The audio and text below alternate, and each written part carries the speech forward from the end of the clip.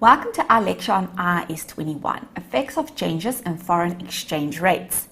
In today's lecture, we will look at different types of foreign activities, and this will include a foreign operation, and we will work through an example where we translate a foreign operation into our group.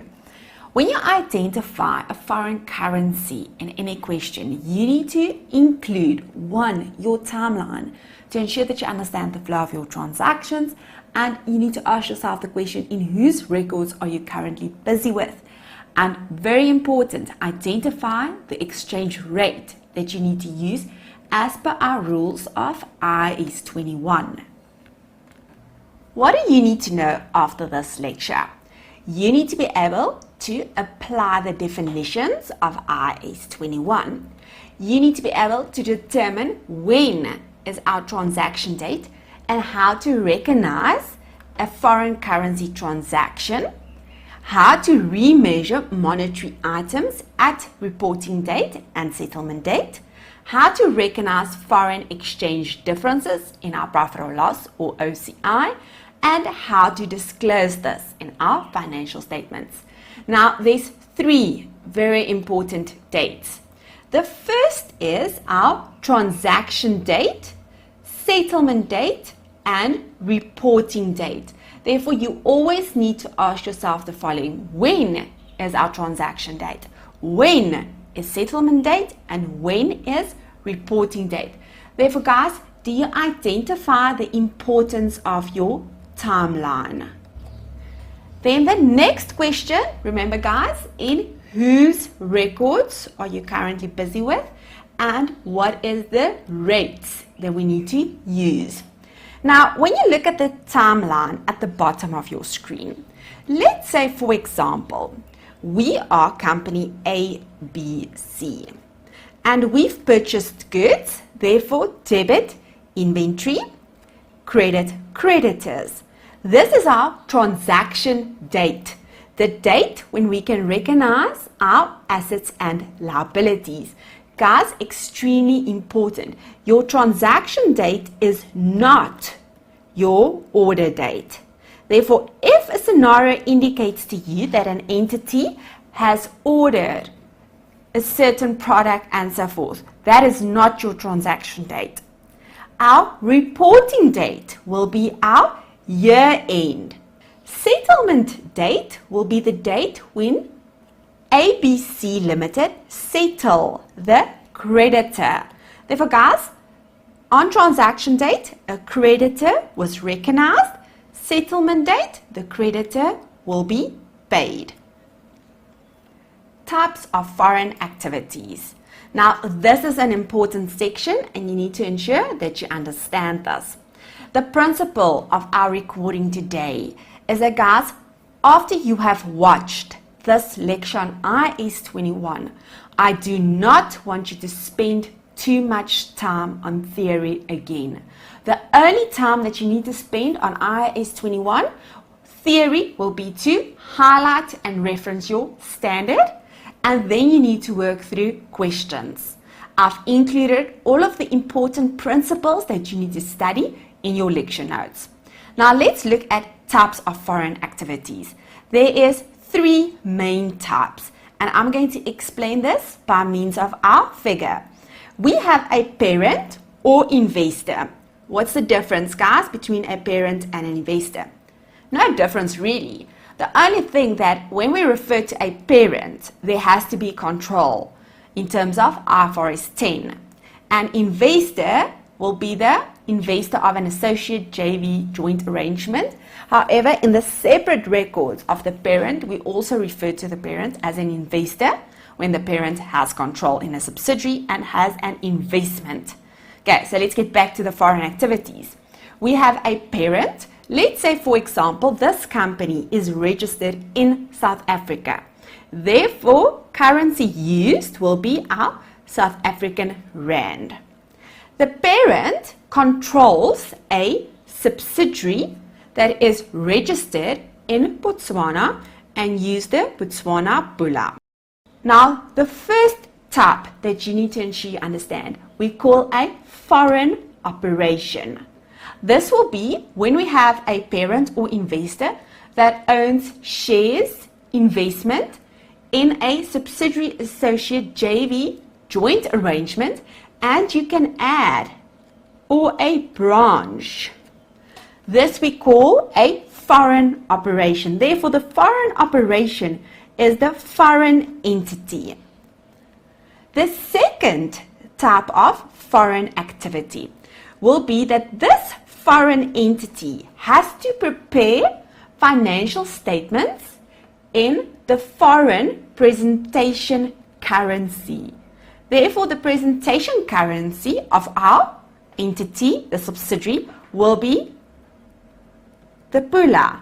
Therefore, our subsidiary has to prepare financial statements in terms of IAS 21 using the presentation currency, the pula. Then the third foreign activity will be, for example, when our parent purchases goods from the US. This is a foreign currency transaction, and our parent pays in a foreign currency. Therefore, in the records of our parent will have to debit inventory and credit a creditor using a foreign currency. Now, it is important for us to understand that there is a few problems that we identify. The first problem, when we look at our foreign operation, is that our parent has to prepare financial statements in South African Rand. But the financial statements, as per our second foreign activity of our subsidiary, is in pula. And this is where IAS 21 comes in.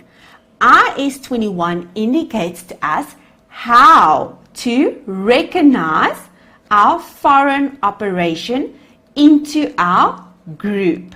Then when we look at our third foreign activity, the purchase from the US.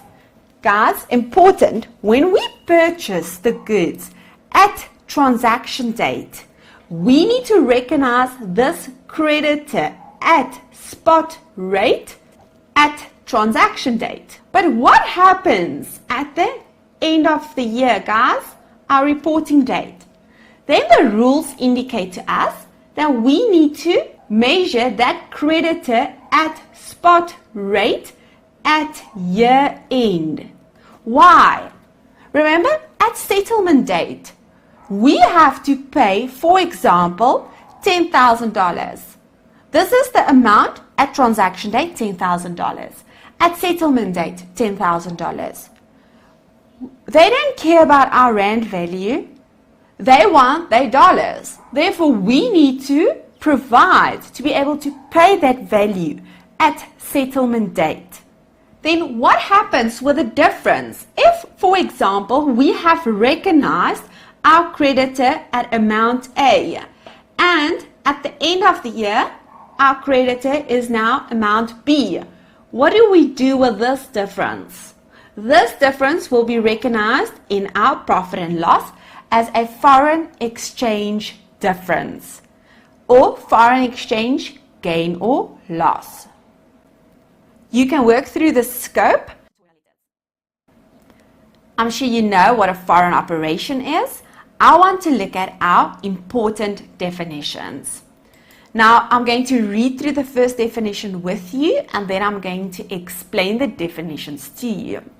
The first definition, net investment in foreign operations. Again, let's say, for example, we have a parent, ABC Limited, that has shares in XYZ Limited, and XYZ Limited is a foreign operation with a US dollar presentation currency.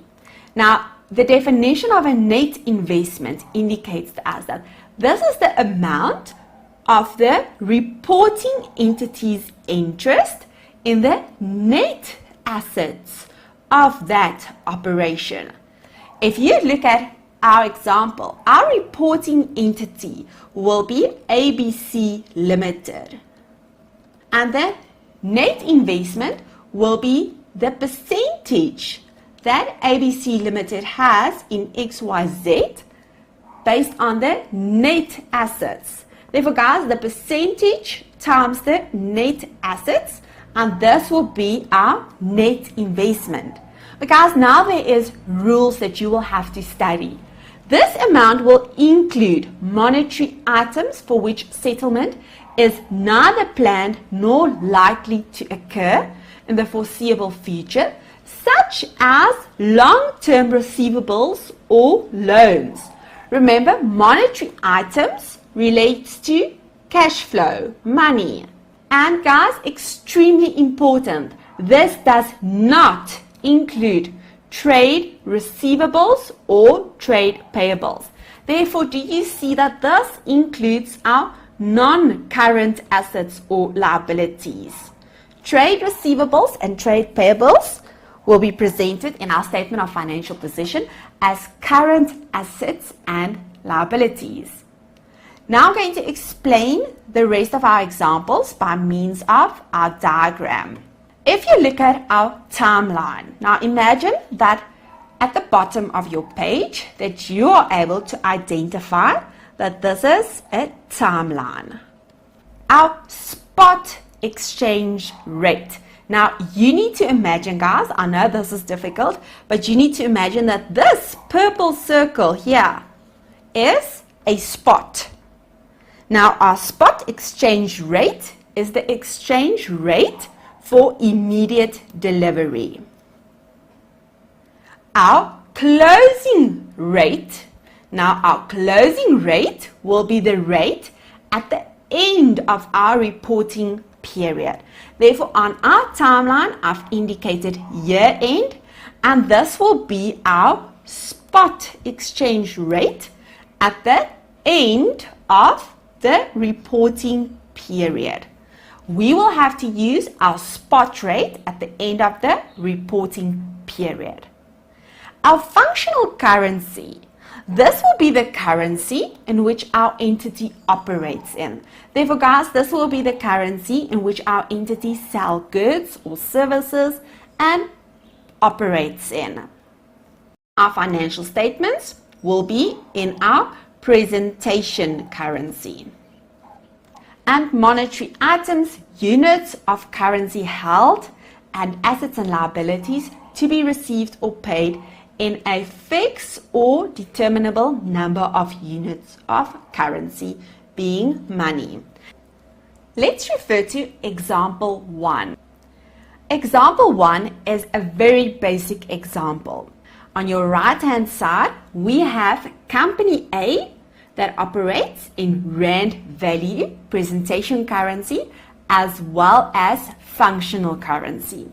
And we have company B, presentation and functional currency in dollar. Company B provides a loan, $100 to company A on 1 July 2016. Company A will settle the loan on 30 April 2017, and both companies have a year end being 31 December. Now, when you look at our timeline, you need to ensure that you know the rules. On transaction date, we need to recognize the transaction at spot rate. Rule number 1. At year end, we need to recognize all assets and liabilities at spot rate. Rule number 2. Now, when I refer to recognize, technically speaking, this will be measure. We need to measure our assets and liabilities at year end at spot rate. Now, what is important that you need to ensure that you understand? On transaction date, company A enters into an agreement with company B to pay them back the $100 on 30 April 2017.